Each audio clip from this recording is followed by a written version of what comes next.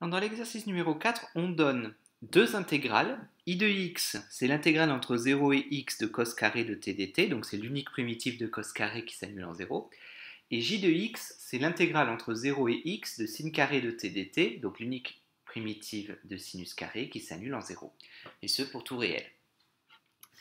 Donc la première question demande de calculer pour tout réel, donc on va se donner un réel, on veut calculer i de x plus j de x et i de x moins j de x. Alors, donc i de x plus j de x, c'est l'intégrale t plus l'intégrale entre 0 et x de sin carré de t dt. Alors maintenant, pour calculer ça, alors on ne sait pas calculer directement les primitives de cos carré et de sin carré, enfin du moins pas comme ça, ce ne sont pas des primitives usuelles, de même que ce ne sont pas des fonctions composées comme on a vu dans le cours.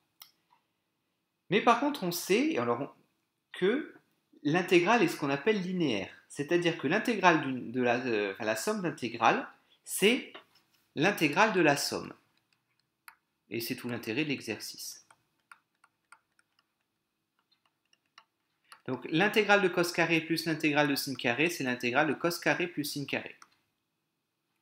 Alors, à noter que même si j'avais pas la même lettre, si j'avais cos carré de t dt et sinus carré de u du, c'est pareil, ça ne change pas, je remets tout sous la même lettre. Encore une fois, la variable est totalement muette. Et alors, on sait que cos carré plus sin carré a une particularité, c'est que pour tout réel, cos carré plus sin carré, ça fait 1. Donc c'est quand même beaucoup plus simple. Alors maintenant, une primitive de 1, c'est t. Donc je remplace d'abord par x, puis par 0. Donc ce qui donne x. Alors la deuxième n'est pas beaucoup plus compliquée. D'ailleurs, on peut même aller encore plus rapidement. C'est-à-dire en rassemblant directement tout sous la même intégrale. Donc on a le droit de le faire qu'avec le plus et le moins. Par contre, ça c'est qu'il faut connaître un petit peu ces formules de trigonométrie. C'est-à-dire que cos carré moins sin carré, c'est égal à cos de 2t. Ça, il faut le savoir. Alors,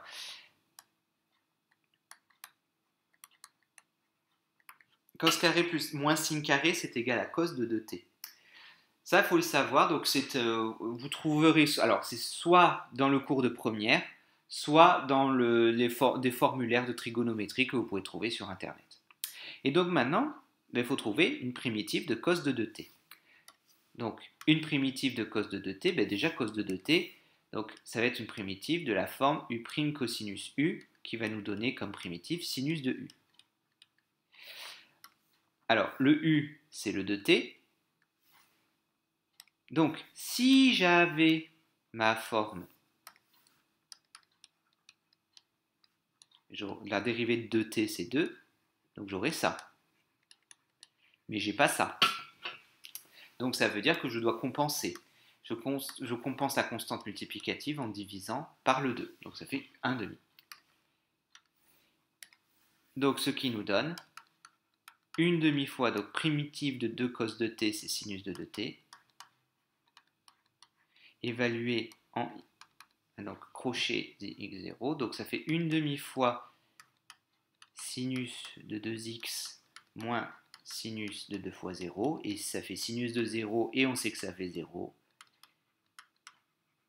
donc ça fait sinus de 2x sur 2.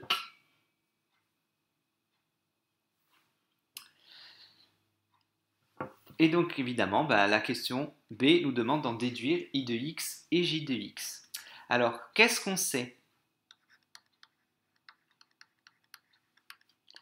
On sait que i de x plus j de x, ça fait x, et que i de x moins j de x, ça fait sinus de 2x sur 2. Et donc on veut i de x et j de x. Bon ben, c'est un système. Pour en déduire I de x, on va additionner les deux équations.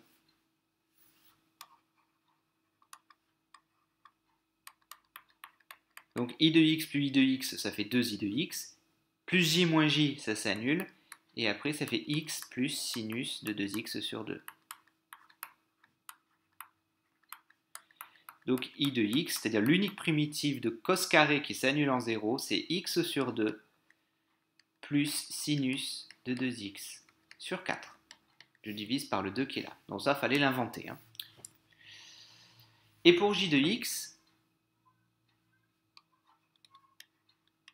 ben, je fais pareil, sauf que je soustrais. Comme ça fait moins moins, ça fait plus. Donc 2j de x qui est égal à x moins sinus de 2x sur 2.